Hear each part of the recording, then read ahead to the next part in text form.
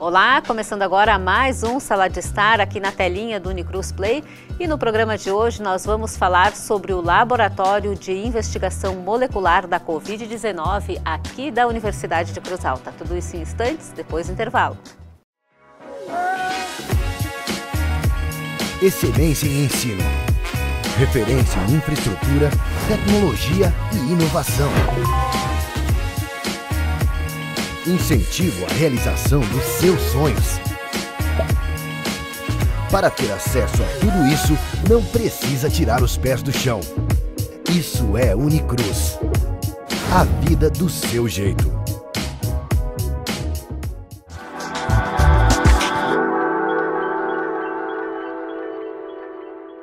Estamos de volta com o Sala de Estar e no programa de hoje eu converso com a pró-reitora de pós-graduação, pesquisa e extensão aqui da Universidade de Cruz Alta, a professora Janaína Cosner. Seja bem-vinda ao Sala de Estar, professora. Olá, Luciane. Muito obrigada pelo convite. Então, professora Jana, hoje nós vamos conversar sobre o laboratório da Covid-19 aqui da Universidade. A senhora, junto com toda a reitoria da instituição, esteve à frente dessas negociações junto com o Comaja. Conta um pouquinho para a gente, antes da gente falar e mostrar para o pessoal lá de casa a estrutura do nosso laboratório, como é que aconteceu essas negociações? Bom, então, inicialmente dizer que para nós é uma alegria estar conversando, né, e apresentar a concretização dessa atividade na nossa universidade, né, a partir de um projeto que se iniciou ainda em abril, quando a gestão, né, verificou internamente, então, que a Unicruz teria a possibilidade de realizar, né, os testes moleculares de investigação do novo coronavírus aqui na instituição, tendo em vista que nós temos, né, à disposição nos nossos laboratórios de ensino e pesquisa os equipamentos necessários para a realização deste teste. Então, verificando essa possibilidade internamente, elaboramos um projeto juntamente com professores da área de biologia molecular e apresentamos essa proposta à Prefeitura Municipal de Cruz Alta, né, à Secretaria de Saúde, e posteriormente esta proposta também foi articulada, né, a partir do movimento inicial do prefeito Wilson Roberto com o Comaja, né, o consórcio dos municípios da região Alto Jacuí e Alto da Serra do Botucaraí, né. Então, o termo de colaboração com o Comaja foi firmado final de maio, né, e aí desde então iniciamos a organização interna, né, mas tudo se deu a partir desse movimento já desde abril, né. Prof. Jana, tu falaste antes que a universidade já tinha alguns dos equipamentos, né, para realizar os exames, mas que também foram feitos outros investimentos para que fosse implementado esse laboratório. Isso, esses equipamentos específicos para a realização da técnica PCR nós já tínhamos, né? Porém, como é uma técnica específica e também tendo em vista, né, o material biológico que nós estamos manipulando no laboratório, há toda uma exigência de biossegurança necessária para a proteção da equipe, né, dos manipuladores, dos técnicos e também para a segurança do ambiente, né? Então, nós fizemos uma reorganização estrutural em um laboratório que já havia na instituição para atender todos esses requisitos de biossegurança, né? Inclusive dialogamos bastante com a vigilância sanitária aqui do município, que nos auxiliou também nesta organização, né? Como forma então de atender todos esses requisitos de biossegurança. E aí nós também compramos alguns equipamentos necessários para atender esses requisitos, né? E o restante, né, da contrapartida do Comaja foi utilizado para a compra dos insumos, dos materiais de consumo necessários para a execução da técnica do PCR. Professora Jana, conta um pouco para a gente quem são os profissionais que vão estar trabalhando na testagem da Covid-19 aqui dentro da universidade, e eu sei que esse pessoal também passou por algumas capacitações, né? Isso, então a nossa equipe técnica ela é formada por 5 biomédicos, uma farmacêutica, um biólogo e um auxiliar de serviços gerais. Né? Dentre estes, nós temos 4 professores, doutores, né, com experiência na área de biologia molecular. Temos uma biomédica que é técnica científica aqui dos nossos laboratórios e temos também 2 biomédicas que são mestrandas do nosso programa em atenção integral à saúde e que estão estão trabalhando voluntariamente na equipe, né? Então, durante a organização do laboratório, nós também organizamos todo um planejamento de treinamento desta equipe, né? Duas professoras foram inicialmente até a Universidade de Santa Maria para realizar um treinamento do protocolo que nós estamos adotando, que é o protocolo Charité, né? Que é o recomendado pela Organização Mundial de Saúde para a detecção do novo coronavírus. E após, nós fizemos o treinamento com os demais da equipe e também, né, na semana passada, antes de receber as amostras aqui no laboratório, que iniciamos na sexta-feira, o recebimento das amostras, nós realizamos uma capacitação com os municípios que estão enviando as amostras ao laboratório, com os profissionais de cada município que são responsáveis pela coleta das amostras, né? Porque a gente sabe que tem todos alguns requisitos necessários para garantir também a qualidade desta amostra, desde a coleta até ela chegar, né, ao laboratório para ser analisada. E qual é a capacidade de análise do laboratório? A capacidade diária de 20 a 30 amostras. E a universidade está recebendo diariamente essas amostras? Sim, desde a última sexta-feira, né, o nosso fluxo de recebimento é das 15 às 17 horas. Essas amostras recebidas elas, à tarde, elas são analisadas no dia seguinte, porque tem todo um fluxo de trabalho internamente, né?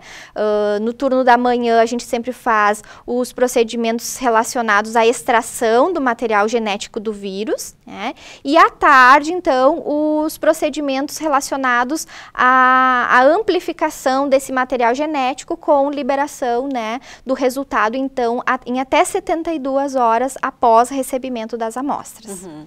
É importante que a gente ressalte que essa parceria que foi feita junto com, né, a Prefeitura aqui de Cruz Alta e o Comaja e o Alto da Serra do Botucaraí também, não foram todos os municípios que aderiram a essa parceria, né? São alguns municípios que compraram esses testes e que vão fazer os testes aqui junto com a universidade, né? Isso, então é um termo de colaboração firmado com o Comaja, então esses testes estão disponíveis para todos os municípios que fazem parte do consórcio, mas no momento 13 municípios já aderiram, né? E já estão, então, sinalizando e se organizando para enviar as amostras até o nosso laboratório.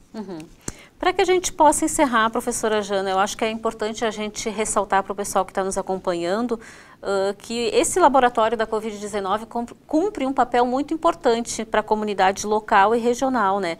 E isso também reforça a missão da universidade enquanto instituição comunitária, né? Com certeza, né? Porque a nossa missão enquanto instituição de ensino superior é produzir, né, um conhecimento qualificado, cientificamente respaldado, né? E nesses momentos, como o que estamos vivenciando com esta pandemia, a gente está colocando esse conhecimento à disposição da comunidade, né? Como uma forma de contribuir para o combate a essa doença, né? A Covid-19. Isso se dá a partir, né, do trabalho que os nossos professores pesquisadores estão executando na linha de frente, né, neste laboratório, os nossos alunos, os nossos mestrandos que também, né, constroem esse conhecimento aqui com a gente, estão auxiliando também, né, neste momento, realizando um teste que é o padrão ouro para o diagnóstico, né, um exame bastante específico e que demanda essa estrutura especializada e também profissionais especializados nessa área, né. Então a Unicruz, de fato, está dando uma resposta, né, e está mostrando a sua capacidade, né, de contribuir com o seu entorno.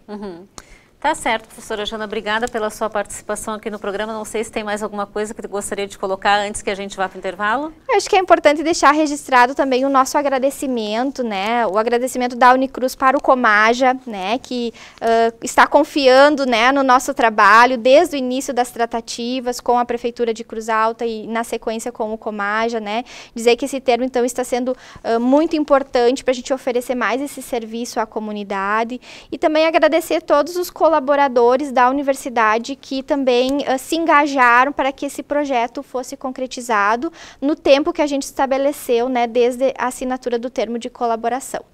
Tá certo. Muito obrigada pela sua participação aqui no Sala.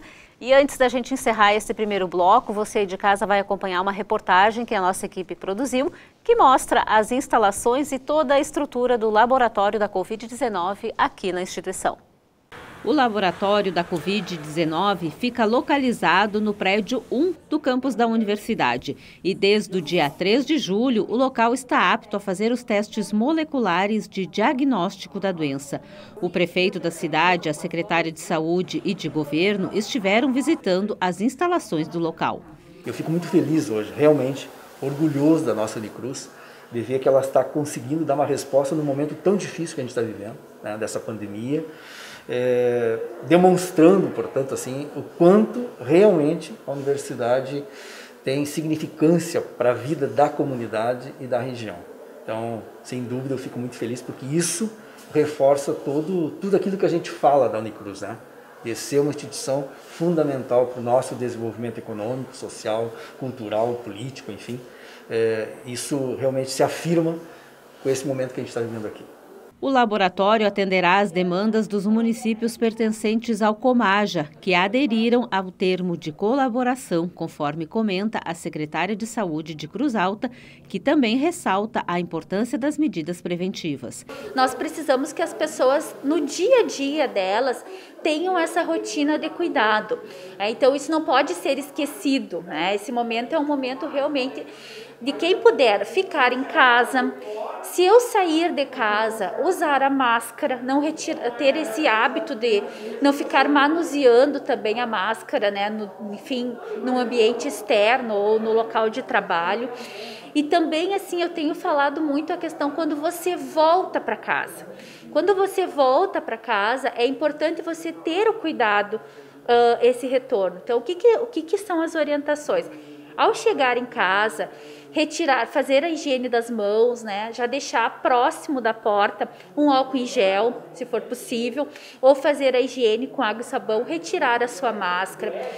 A higiene dos calçados, né? Sempre que possível retirar os calçados para entrar dentro de casa ou limpar. Trocar a roupa, né? Procurar não ficar com a roupa que você veio da rua dentro de casa, para que nós tenhamos esse cuidado com as pessoas que estão em casa da nossa família. O local conta com mais de 7 salas de trabalho e os ambientes foram projetados de acordo com os requisitos de biossegurança. Na dúvida, não compartilhe. Desinformação. A palavra até passou a ser mais conhecida recentemente, mas a mentira, os boatos, tudo isso é muito antigo. A diferença é que, atualmente, qualquer informação falsa ganha muito mais amplitude. Redes sociais e aplicativos de mensagens instantâneas ajudam a dar uma velocidade muito maior ao compartilhamento de mentiras e boatos. Ainda tem mais um detalhe. Normalmente, quem quer espalhar desinformação costuma saber exatamente o que dizer para ganhar credibilidade. Então, essa pessoa vai apelar para os seus gostos, suas crenças, tudo com o objetivo de fazer você acreditar em acontecimentos ou afirmações falsas. Por isso, exercite sua dúvida. Recebeu uma notícia que parece boa demais para ser verdade? Desconfie e confirme antes de compartilhar. Não passe a desinformação para frente.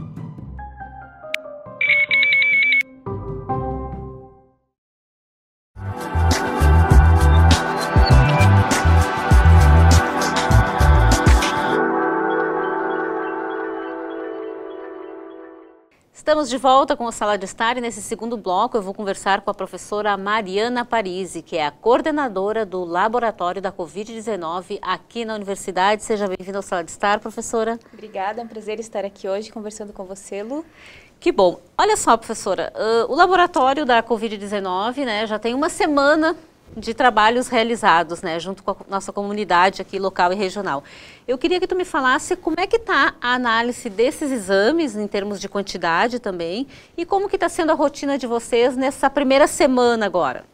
Então, nós iniciamos as análises e o recebimento das amostras na última sexta-feira. Então, hoje faz uma semana. Nós estamos trabalhando com a seguinte rotina. Recebemos as amostras entre o horário das 3 às 5 da tarde e as amostras são armazenadas em geladeira e processadas no dia seguinte. No dia seguinte, a gente faz a extração do material genético dessas amostras e, posteriormente, submete as amostras ao exame de RT-PCR para detectar se na amostra há a presença do gene do coronavírus. Caso a gente consiga detectar o gene do coronavírus, esse exame é liberado, então, como um exame positivo. Então, esse é o fluxo que nós estamos seguindo atualmente. Nesta primeira semana, nós já realizamos em torno de 60 exames, né, com uma previsão para dobrar nossa capacidade para a próxima semana. Já existe essa expectativa, então? Sim. Nessa primeira semana, então, nós trabalhamos com poucas amostras, até para implementar toda a rotina no laboratório. Claro. Inclusive, nós já enviamos para o LACEN a nossa primeira amostra positiva para realizarmos a contraprova. O LACEN já nos deu o retorno, né, de que, validando o resultado que nós obtivemos aqui, o resultado foi validado, confirmado pelo LACEN. Então, já estamos cadastrados pelo LACEN e com a permissão para trabalhar nesses exames, então. Ah, que coisa boa. Nós tivemos algumas ligações que a gente recebeu aqui na universidade durante essa semana de pessoas perguntando como é que elas poderiam proceder para vir até a Unicruz fazer esses exames. A gente quer esclarecer para o pessoal lá de casa que não é a universidade que faz essa opção de quem pode vir ou não fazer. Mas a professora Mariana vai nos explicar melhor como é que as pessoas têm que proceder para fazer o exame. Então, como nós estamos trabalhando através de um convênio com o Comaja, são as secretarias de saúde dos municípios que fazem parte deste convênio, que selecionam, fazem o rastreamento dos indivíduos para realizar o exame. As secretarias municipais, através das ESFs, então, realizam esta coleta e são essas secretarias que nos trazem as amostras para serem analisadas aqui. Então, nós não realizamos a coleta dos pacientes aqui. Toda a seleção é realizada pelos municípios que são conveniados com o nosso laboratório. É até legal a gente falar, a professora Jana, quando conversou conosco no primeiro bloco, ela falou a respeito da equipe de trabalho, né, que está à frente do laboratório da Covid-19, que vocês realizaram capacitações em Santa Maria para ver como é que fazia, né? Nos fala um pouquinho de como que foi feito esse trabalho de capacitação, porque antes de vocês realizarem essa capacitação, vocês nunca tinham feito esse tipo de coleta, né? Nunca tinham trabalhado nesse formato, assim, para poder fazer esse atendimento. Isso. Então, os 4 professores que estão à frente desta equipe, eles todos têm experiência em biologia molecular, já trabalharam com esta metodologia anteriormente, mas nenhum tinha uma experiência em realizar diagnóstico de vírus, certo? Usar essa técnica para o diagnóstico de vírus.